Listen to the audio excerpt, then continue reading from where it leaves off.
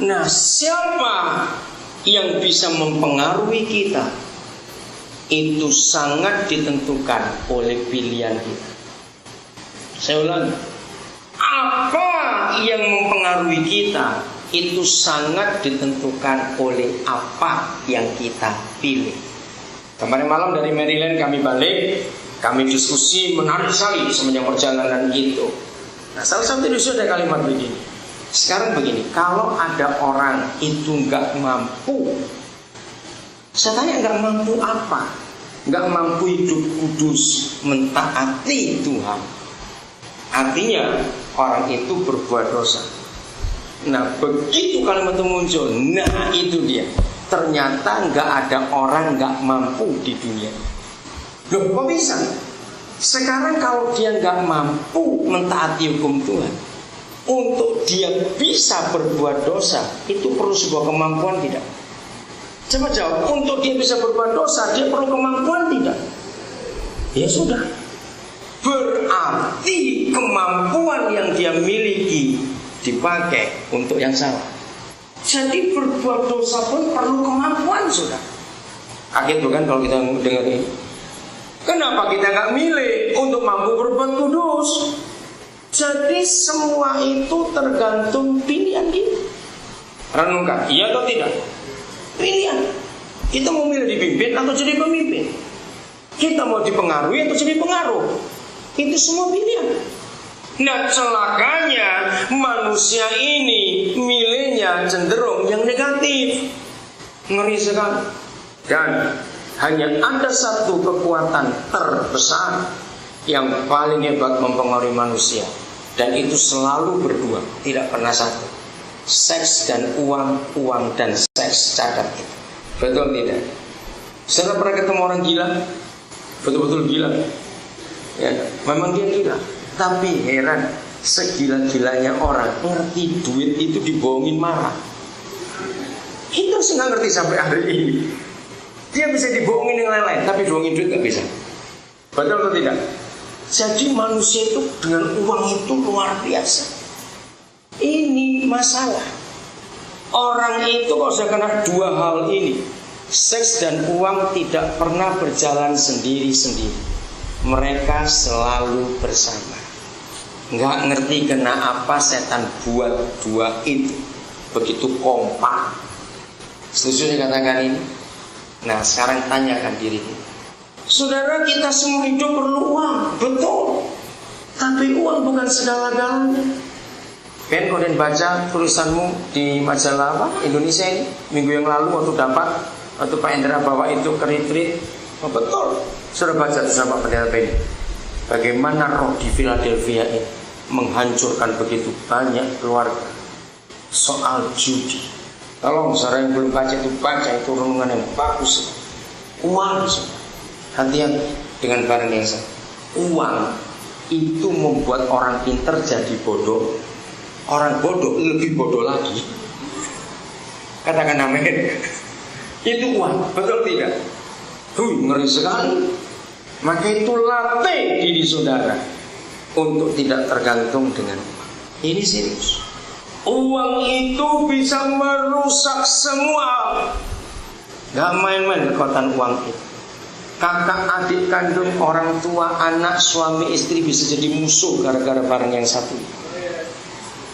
Maka Tuhan lihat, saudara bekerja boleh, cari uang boleh, tapi belajar, uang itu jangan taruh dalam hati, tetap di dompet saja. Kalau uang sudah dalam hati, kita jadi jahat, pasti jadi jahat. Maka itu kita nggak bisa main-main dengan yang namanya uang itu, bahaya sekali. Jadi kalau ada di antara saudara uang terus, minta Tuhan menyucikan.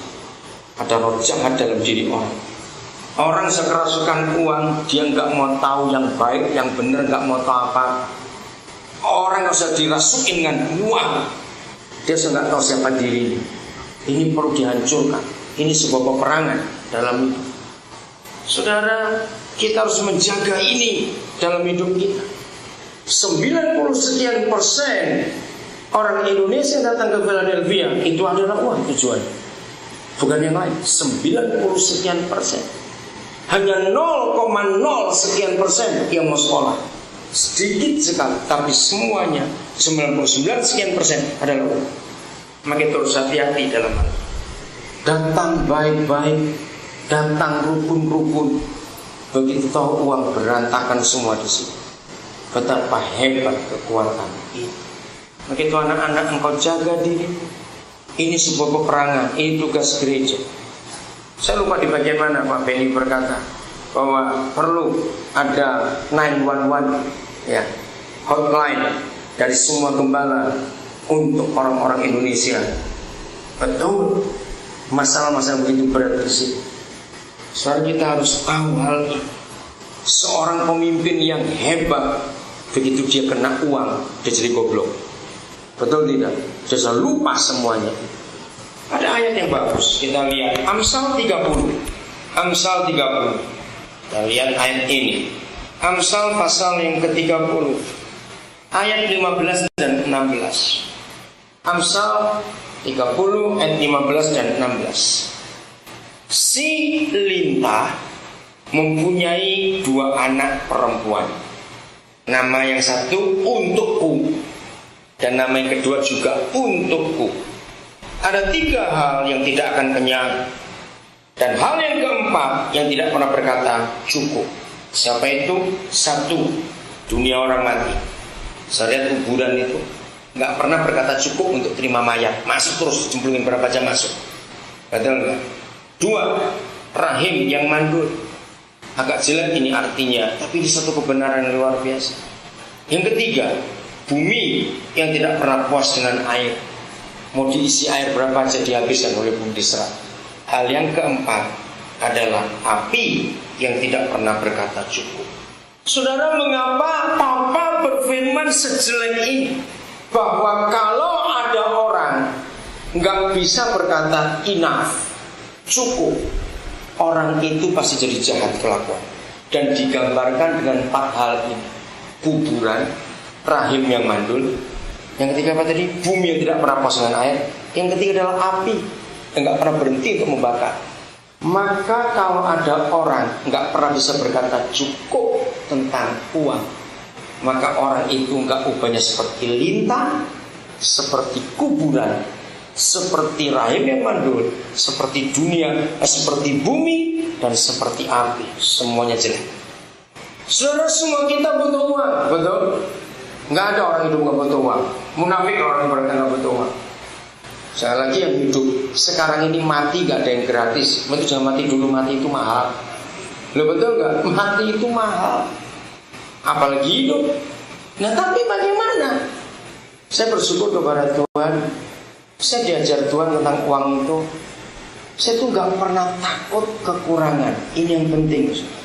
Nggak pernah takut kekurangan. Maka itu saya nggak pernah mikir untuk nabung. Kalau memang mesti tabung, tabunglah. Kalau nggak bisa, nggak apa-apa. Karena orang akan menjawab 100%. Kenapa kamu nabung?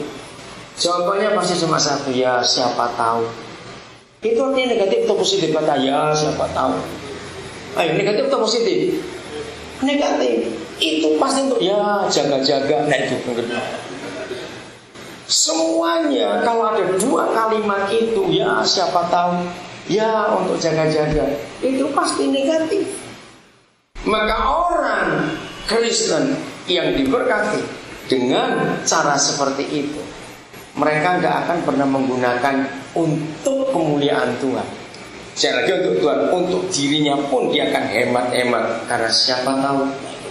Jadi hanya untuk menjagakan, menunggu kalau negatif. Begitu orang banyak, jangan banyak-banyak, siapa tahu. Nah itu kan, ya sudah jadi betul. Siapa tahu tadi. Alkitab punya 1 kali menyebut dalam 1 ayat, uang itu untuk apa? Ini luar biasa. Saya pernah ngomong ini tahun yang lalu, tapi nggak apa-apa, saya baca lagi 1 ayat ini.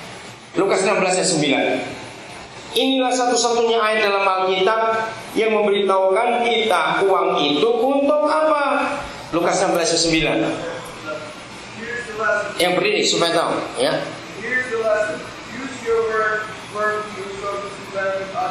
to benefit others, kata bagus, ya, untuk menguntungkan orang lain, untuk persahabatan, and make friends.